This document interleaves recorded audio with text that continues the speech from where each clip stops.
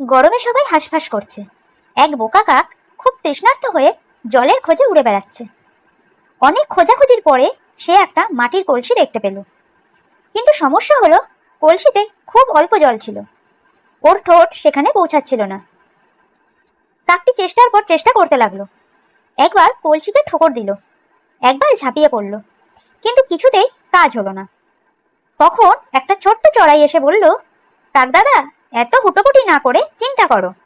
কাক বলল, আমি ভাবি আর তুমি জল খাও, তাই না? চড়াই হেসে বলল, না রে ভাই, একটা বুদ্ধি দিচ্ছি, শোন। তারপর চড়াই ছোট ছোট পাথর এনে কলসিতে ফেলতে লাগলো। কাকও তাকে অনুসরণ করে পাথর ফেললো। ধীরে ধীরে জলের স্তর উপরে উঠতে লাগলো। শেষমেশ কাক ও চড়াই দুজনেই তৃপ্তি করে জল খেলো। তাহলে এই গল্প থেকে আমরা শিখলাম যে ধৈর্য, বুদ্ধিমত্তা আর সহযোগিতা থাকলে যে কোনো সমস্যার সমাধান সম্ভব।